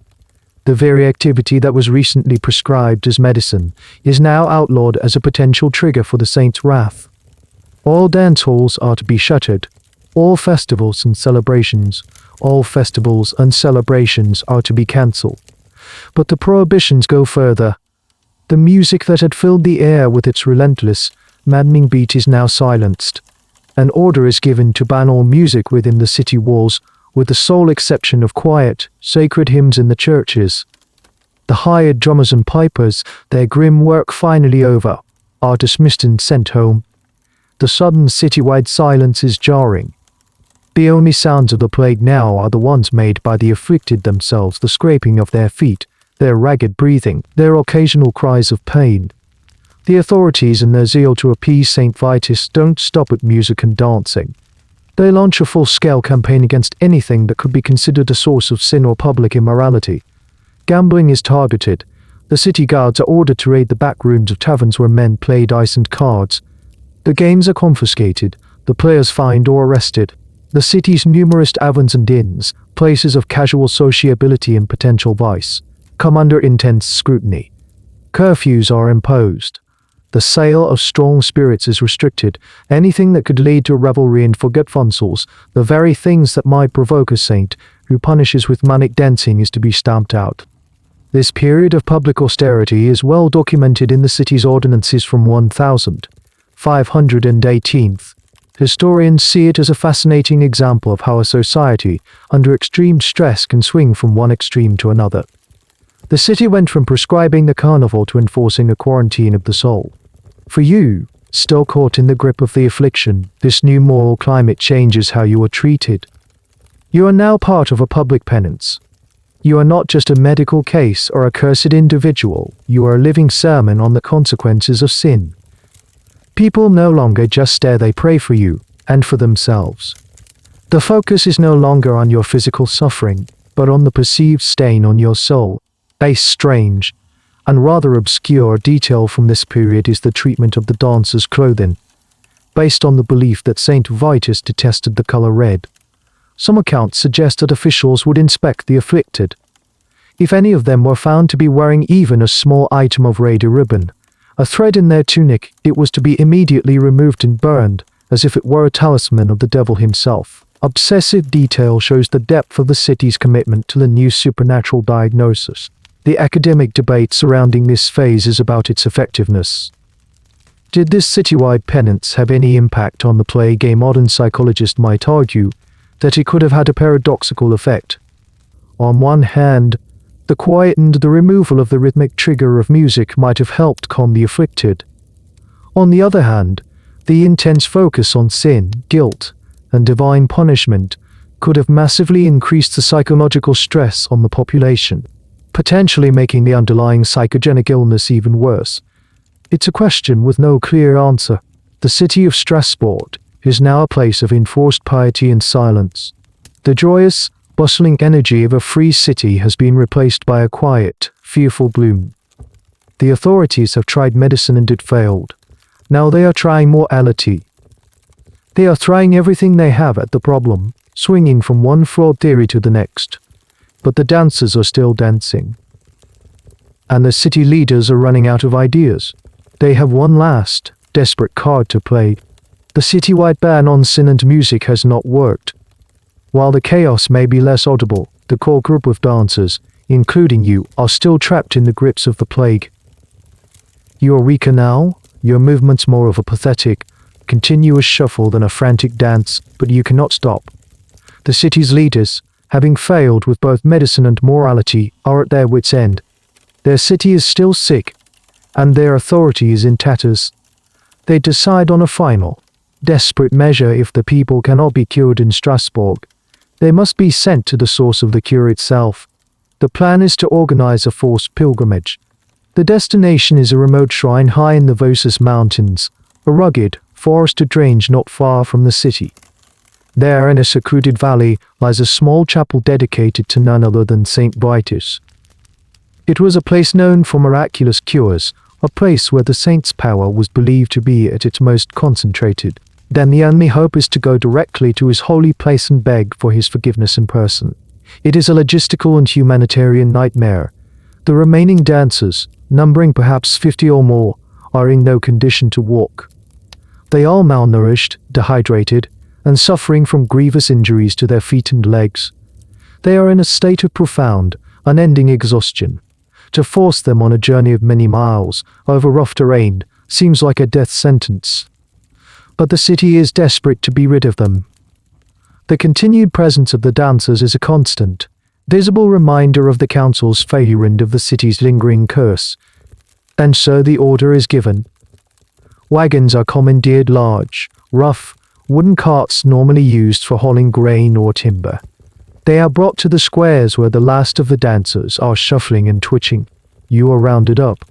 There is no gentleness in it. City guards, their faces a mixture of pity and revulsion, grab you by the arms. You are too weak to resist. You are half dragged, half lifted, and thrown onto the hard wooden planks of a wagon bed, along with half a dozen other afflicted souls. Your body, which has not known stillness for weeks, is now violent, begins to move, but your legs, even in this constrained space, continue to jerk and kick feebly. The procession that leaves Strasbourg is a truly wretched sight. A train of open-air wagons, each filled with a tangled mass of twitching, groaning human beings, creaks its way through the city gates. The healthy citizens line the streets to watch you go. Some throw flowers, a sign of pity. Others shout prayers. Many more just stare in silence, their faces etched with relief. The curse is finally being exported. The journey is an ordeal within an ordeal. The wagons have no suspension, and every bump and rut in the rough country road sends a jolt of agony through your battered body. The sun beats down on you by day, and the cold mountain air chills you by night. There is little food and water. You are a cargo of misery being transported to a final, desperate appeal. Historians like John Waller have documented this forced pilgrimage in detail, drawing from civic records that even note the costs of the wagons and provisions. It was a state-sponsored exorcism on wheels. One of the ongoing debates is about the state of mind of the dancers during this journey. Were they even aware of what was happening, or were they so deep in their trance-like state that the journey was just a blur of pain and motion? The chronicles, written from an outsider's perspective, give us few clues. A lesser-known, poignant detail of this journey is the care provided by some of the family members. While the city's official response was to deport the problem, some families refused to abandon their loved ones. They walked alongside the wagons, trying to offer what comfort they could: a sip of water, a piece of bread, a soothing word that was likely never heard. It's a small reminder of human compassion in the midst of institutional panic. As the wagons rumble slowly up into the cool, green silence of the Vosges Mountains, you leave the world you know behind. The spire of the Strasbourg Cathedral, the symbol of home, disappears behind you. You are heading into the wilderness, towards a remote mountain shrine on a mission of penance you did not choose, to beg forgiveness from a saint for a crime you did not commit. It is the last bizarre, desperate gamble. After days of agonizing travel, the convoy of wagons finally lurches to a halt. The air is different here, cool, clean, and filled with the scent of pine needles and damp earth. You are deep in the Vosges Mountains. Through the haze of your exhaustion, you can see it, a small stone chapel nestled in a green valley with a stream running nearby. This is the shrine of Saint Vitus, the end of the line. You are unloaded from the wagons, a pathetic collection of human wreckage. Your legs, stiff and swollen from the journey, still twitch and shuffle, but the movements are small, feeble echoes of the frantic dance that started it all. You are half carried, half herded by the guards and priests towards the chapel. The scene at the shrine is one of carefully orchestrated religious theater. The local priests of the shrine, perhaps forewarned of your arrival already. They have prepared a ritual, a specific ceremony designed to placate the angry saint and cast out the dancing plague. The central part of the ritual is both strange and deeply symbolic. You are forced to put on a specific pair of shoes. They are bright red. This detail is one of the most surreal and debated aspects of the entire saga. Why red shoes if Saint Vitus was believed to despise the color red, forcing his victims to wear it seems dangerously counterintuitive. Some historians speculate that it was a form of sympathetic magic, a like cures-like principle. By confronting the saint with the very thing that angered him, they hoped to somehow neutralize its power. Others propose a more psychological interpretation. The red shoes were a mark of the penitent, a symbol of the hot, sinful blood that had caused the plague in the first place. By wearing them, you are publicly acknowledging your sin. The truth is, no one is entirely certain. The logic behind the ritual is lost to time, leaving only the bizarre, vivid image. You are led into the small, dark chapel. The air inside is thick with the smell of old stone incense and burning wax. The priests begin to chant in Latin, their voices echoing in the confined space. An altar stands before you, and upon it is a crudely carved wooden statue of Saint Vitus himself. He is just a block of painted wood, but in this charged atmosphere, he seems to hold a terrifying power. You are made to kneel before this statue. One by one, the dancers are brought forward. A mass is said. Prayers are offered directly to the impassive wooden face of the saint. The priests anoint your forehead with holy oil and sprinkle you with holy water. Then comes the final, crucial part of the ceremony. You are given a small wax effigy, a tiny model of a human figure, and instructed to offer it to the saint. This is a common practice in folk religion, a symbolic offering of your own afflicted body, asking the saint to take the model and leave the real thing in peace. You hold the small wax figure in your trembling hand.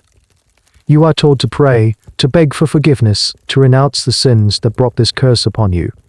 Your mind is a fog of pain and confusion, but you follow the instructions, your voice a dry whisper. You place the wax figure at the feet of the wooden statue. What was the experience like for the dancers? Were they terrified, hopeful, or so lost in their condition? But the ritual was just another meaningless, confusing event in a long line of them. The chronicles, written by the priests and officials, record the event as a success. They claim that after the rituals, the dancers' movements began to subside. But was it the power of the saint, or something else entirely? Psychologists and historians who favor the mass psychogenic illness theory see this moment as a powerful act of therapeutic suggestion. For weeks the dancers were told their affliction was a curse from Saint Vitus. Now, at his holy shrine, they were being subjected to an authoritative, deeply symbolic ceremony designed to end that curse. The ritual, the red shoes, the offerings, it all served as a powerful, tangible signal to their distressed minds that the ordeal was finally over. The curse had been lifted. The performance could end. After the ceremony, you are laid out of the chapel, back into the clear mountain air. You are exhausted, broken, and still wearing a pair of ridiculous red shoes, but for the first time in what feels like a lifetime, the relentless command to move begins to quiet. In the quiet aftermath of the rituals at the mountain shrine, a strange, fragile peace begins to settle. There is no single miraculous moment of healing. No one suddenly snaps out of a trance and asks what happened. Instead, the pagan winds itself slowly, like a clock spring gradually losing its tension. You are still for the first time in weeks. The cessation of movement is not a relief, at least not at first. It is an alien sensation. Your body, so long accustomed to constant motion, feels heavy, awkward, and full of a deep, buzzing fatigue. The silence in your own limbs is as loud and unsettling as the drums once were. You and the other survivors are kept near the shrine for several days, quartered in rough shelters, nursed by the local priests and the few family members who made the journey. The process of recovery is slow and painful. The physical toll of the ordeal becomes starkly apparent now that the frantic energy has subsided. Your feet are a landscape of ruin. The cuts, sores, and infections long ignored by a body in overdrive now throb with a vengeance. Your joints ache with a deep, grinding pain. You are suffering from profound malnutrition and dehydration. For many, the first few days of stillness are spent in a state of near comatose exhaustion, sleeping for 20 hours a day, their bodies desperately trying to repair the immense damage. The psychological unwinding is just as gradual.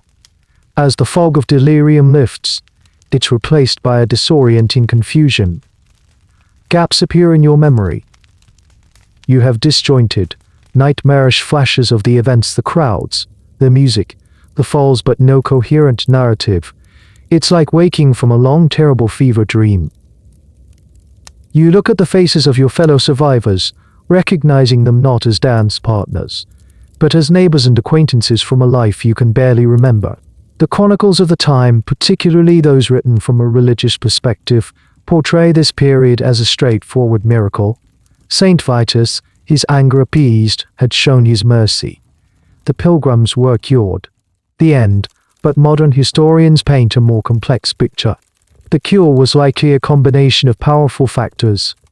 The authoritative ritual at the shrine provided a powerful psychological offering for the mass hysteria. The removal from the stressful, chaotic environment of Strasbourg was crucial. The clean mountain air, The quiet, the enforced rest, all of these things would have contributed to calming a mind and body under extreme duress. And finally, there's the simple brutal fact of attrition. The most severely afflicted, the ones whose bodies were too weak to survive the dance and the journey, had already perished. The group that made it to the shrine were, by definition, the hardiest. They were the ones capable of recovery. One of the lingering questions, a topic of some niche academic discussion, is what happened to the cured dancers in the long term. Did they suffer from lasting physical ailments from the ordeal? Did they experience psychological trauma? A 16th century version of PTSD, the historical record, focused as it is on the spectacle itself, is frustratingly silent on the aftermath for the individuals. They were cured and then they disappear from the story, melting back into the general population. You lie on a bed of straw, feeling the deep, aching protest of every muscle in your body. You watch a sunbeam stream through a crack in the wall of the hut. It's the first time you've been able to simply watch something, to be still without the frantic compulsion to move. The quiet is absolute. There are no drums, no pipes, no shouting crowds, only the gentle sounds of the mountain forest. Slowly, painstakingly, you and the other survivors begin the long, slow walk back to yourselves. The nightmare is ending. Not with a bang, but with a quiet, exhausted whisper. The fever has broken. The dance is over. And soon, you will have to go home and face the city that was both the stage and the audience for your madness. The return to Strasbourg is nothing like the departure. There is no grim procession of wagons. You and the other survivors trickle back into the city over the course of many days, either in small, quiet groups or one by one. You walk slowly, leaning on a stick or the arm of a family member, your body still a fragile, aching vessel. The city you return to is different. The silence is the first thing you notice. The oppressive, enforced piety has lifted slightly, but the usual boisterous energy of Strasbourg has not returned. There is a subdued, almost sheepish atmosphere hanging over the streets. The city is like a person nursing a massive, embarrassing hangover. As you walk through the familiar streets, you are met with a strange mixture of reactions. Some people rush out to embrace you, their faces filled with relief and joy. Others avert their eyes, quickly crossing the street to avoid you. You are a living reminder of a collective trauma, a period of madness that everyone would rather forget. Your presence makes them uncomfortable. You are a ghost from a nightmare that is still too fresh. You catch people whispering as you pass. That's one of them, they say. One of the dancers. You are no longer just a person, you are a historical artifact, a survivor of the town's plague. The city is left to count the cost, both human and psychological. How many died? This is a question that haunts the city's memory and remains a source of debate for historians to this day. The chronicles offer a range of figures. The lowest, more conservative estimates suggest around 50 deaths. The higher, more sensational accounts claim the number was over 400. Most modern historians, like John Waller, believe the true number was likely in the range of 50 to 100 people, a staggering death toll for such a bizarre event. The city had to deal with the funerals, the newly widowed spouses, the orphaned children. But beyond the deaths, there is the deeper, more unsettling question that hangs in the air: what just happened? The official explanation, the one sanctioned by the church and the council, is that it was the wrath of Saint Vitus, righteously provoked and mercifully appeased.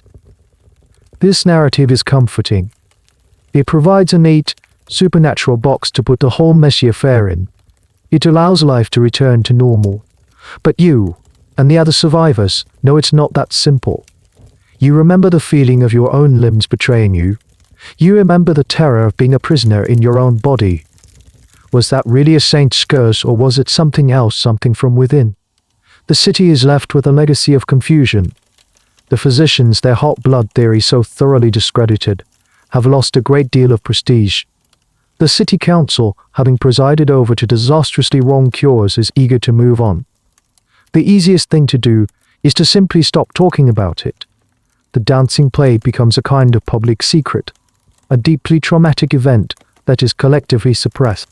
A small, obscure detail that speaks to this suppression is the lack of any official monument or memorial. The city raised no plaque, no stone to remember the victims. It was an episode of civic failure and mass hysteria that was best left buried in the archives. You try to resume your old life. You go back to your home, to your family, to your work. But you are changed. You have stared into a strange abyss where reason and control dissolve. You are more sensitive to the anxieties of the city, the ever-present fears of famine and sickness that still linger. You understand now, in a visceral way, how fragile the human mind can be. You sometimes see other survivors in the market. You exchange a look, a quiet, haunted acknowledgement that passes between you. You are members of a club no one ever wanted to join. You share a secret knowledge. You know what it feels like to dance without joy, to move without will. You are the living proof that a city, like a person, can be driven mad. Years, and then decades pass. The city of Strasbourg heals. The memory of the dancing plague fades from a raw, public trauma into a dark, strange piece of local folklore, a story told to frighten children. The official explanation, the wrath of Saint Vitus. But as the world slowly inches towards the age of science and reason, new theories begin to emerge, attempting to explain the inexplicable. The first major scientific challenger to the divine curse theory arrives with a distinctly earthy smell. It's the theory of ergotism. You, now existing in a more timeless, reflective space, can examine this idea. Ergot is a fungus CLA vice BS purpurea that can grow on rye and other grains, particularly after a cold, damp winter followed by a wet spring, conditions that were common in that region. Rye was the staple grain for the poor in Strasbourg. If the city's grain supply was contaminated, people would have been unknowingly consuming a powerful, psychoactive substance. This fungus produces compounds from which LSD was later synthesized. The symptoms of ergot poisoning, or Saint Anthony's fire as it was sometimes known, can be horrific. There are two types. The first is gangrenous ergotism, which causes intense burning sensations in the limbs, hence the fire leading to gangrene and the loss of fingers, toes, and even entire limbs. The second is convulsive ergotism. This type attacks the central nervous system, causing painful muscle spasms, twitching, convulsions, and vivid hallucinations. On the surface, this theory seems incredibly compelling. A whole city, stressed and malnourished, eats tainted bread and begins to twitch and hallucinate. It fits. It provides a neat, biological explanation for the bizarre behavior.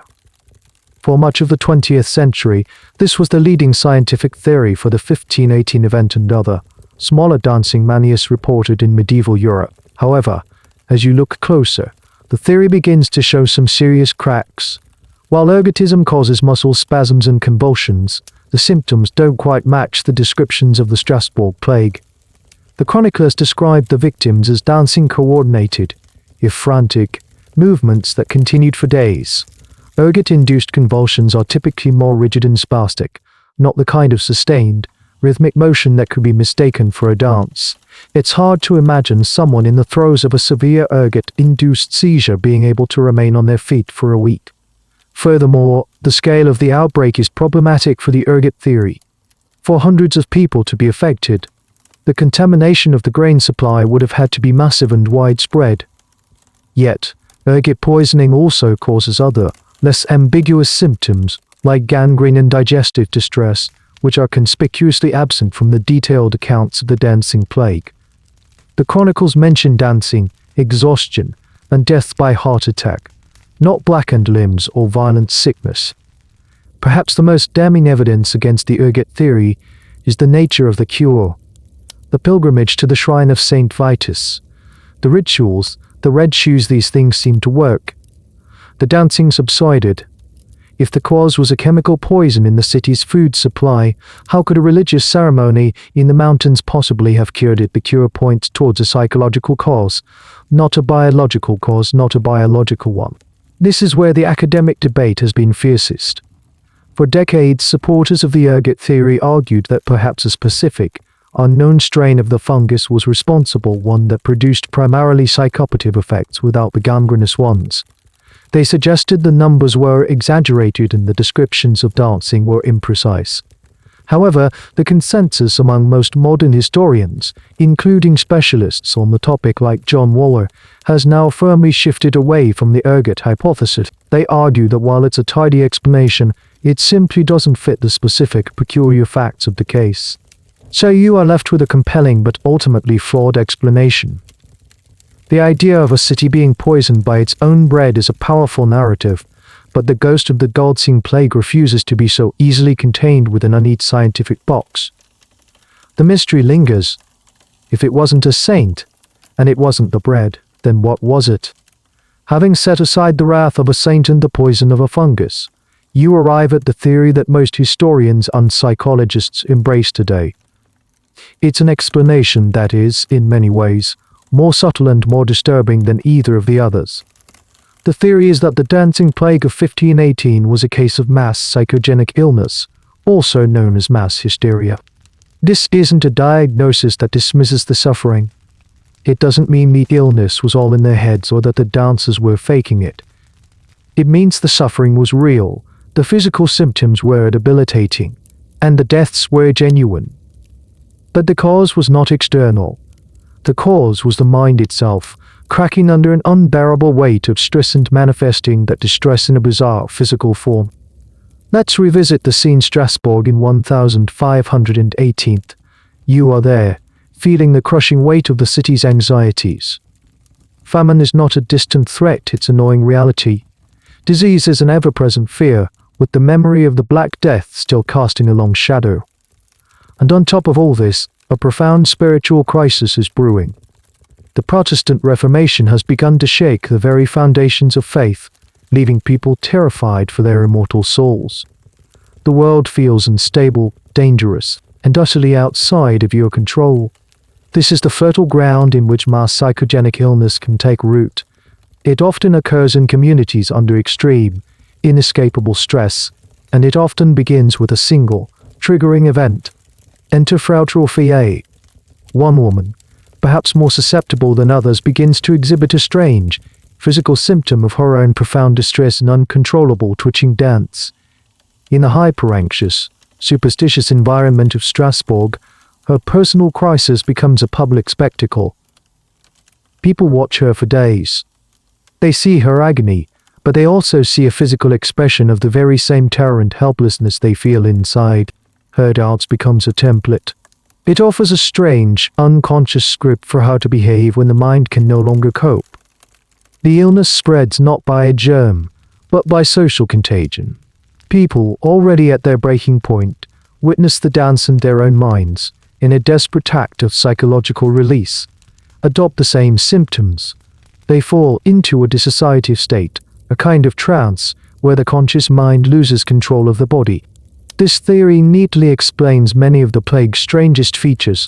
It explains why the sickness mirrored the actions of the first dancer.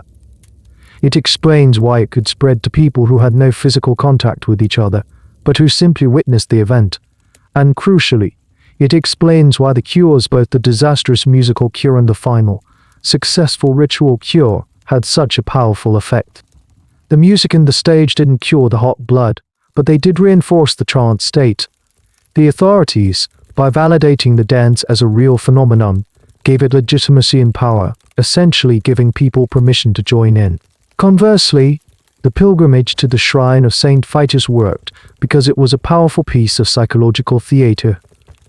The dancers were told for weeks that they were cursed by a saint. The ceremony at his holy shrine, performed by figures of immense religious authority, provided a powerful, face-saving exit ramp from the hysterical state. Their minds were given a new script. The saint is appeased. You are forgiven. You can stop now. The academic debate today is not so much about if this was mass hysteria, but about the precise mechanisms. What is the exact neurobiologic process that allows the brain to create such profound, sustained physical symptoms? How does a belief in a saint's curse, for example, get translated into a literal, life-threatening physical compulsion? This is where history and neuroscience meet, trying to map the shadowy territory where the mind and body are one. This theory is unsettling because it lacks a simple villain. There is no fungus to blame, no demon to exorcise. The monster in this story is us. It's a chilling reminder of the immense power of the human mind to create its own reality, to generate profound physical suffering in response to overwhelming fear. The dancers of Strasbourg weren't possessed by a saint, they were possessed by an idea born of terror. And that, in its own way, is the most frightening explanation of all. And so we leave the streets of 16th century Strasbourg, but the echo of the shuffling feet lingers. The dancing plague, once a terrifying reality, has become a historical curiosity, a footnote in the grand, sweeping story of Europe. Yet, it refuses to be fully buried. It remains a bizarre, unsettling story that we return to, because it touches upon a deep and timeless human fear of losing control. Why does this story still fascinate us in our modern, scientific world? We like to think we are masters of our own minds. We have psychology, neuroscience, medicine. We understand the brain as a complex but ultimately decipherable organ. The dancing plague is a stark, uncomfortable reminder that this mastery is an illusion. It shows us a world where belief, stress, and fear can conspire to completely hijack the body, turning it into a puppet for the subconscious. The story serves as a powerful allegory. It's a historical case study of how a society under pressure can collectively lose its mind. The combination of famine, disease, and spiritual anxiety created a perfect storm. The people of Strasbourg were primed for a catastrophe, and it arrived in the most unexpected form. What are the inescapable stresses of our own time? What are the collective anxieties we live with every day, and what strange forms might they take if the pressure becomes too great? The events of 1518 are not entirely unique. History is peppered with other smaller outbreaks of mass psychogenic illness, from the biting mania that swept through European convents in the Middle Ages to the Tanganivian laughter epidemic of 1962. The phenomenon of social contagion is a recurring theme in human history. Each case is a reflection of its time, a physical manifestation of a specific cultural anxiety. The dancing plague is simply the most dramatic, the most lethal, and the most hauntingly picturesque example. And what of the debate that will likely never be settled, the final, unanswerable question? Was it only mass hysteria, or could it have been a combination of factors? This is the position some historians now cautiously take. Perhaps there was a mild, low-grade food poisoning from a less virulent strain of ergot that didn't cause full-blown convulsions, but did lower the psychological threshold for suggestion. Perhaps the malnutrition itself created a neurological vulnerability. The plague wasn't caused by a single thing, but was a perfect storm where a biological stressor collided with immense psychosocial stress, with each factor amplifying the other. We will likely never know for sure. The final, definitive truth is buried with the dancers. As you reflect on this strange, sad story, you are left with the image of Frau Traufier taking her first, unwilling steps onto a hot cobblestone street. She was not a demon or a sinner. She was a person whose world had become too much to bear, and her body found a terrifying way to express it. Her story is a testament to the profound, mysterious, and sometimes terrifying connection between the mind, the body, and the world they inhabit. The dancers of Strasbourg are gone. The music has long since faded. The stage has rotted away. But their silent, desperate dance continues to echo through the centuries, a quiet, disturbing whisper from the past, reminding us of the thin veil that separates reason from madness, and the extraordinary, frightening power of belief. And so, our story finds its quiet end. The echoes of the drums have faded completely now, leaving behind only a profound and gentle stillness. The streets of Strasbourg have grown soft and indistinct, dissolving into the peaceful landscape of your own approaching dreams. There is nothing left to understand. There is only this comfortable darkness, and the feeling of your body growing heavier, sinking deeper into a state of perfect rest. You can feel the last embers of the day's thoughts cooling, dimming, leaving only a gentle, quiet warmth behind. The story was just a soft path, leading you to this peaceful place, this sanctuary at the edge of slumber. And here in this calm harbor, you can let go completely. You can allow the gentle current of sleep to carry you away towards dreams that are kind in landscapes that are calm. There are no more questions to solve. There are no more questions to answer, no more mysteries to solve. Easy rhythm of your own breath, rising and falling, a gentle tide pulling you out into a deep and peaceful sea of rest. The journey is over. The quiet has arrived. The tale is told. If your mind is still wandering, let it wander to another of my channel's peaceful corners. Good night, and may you find rest.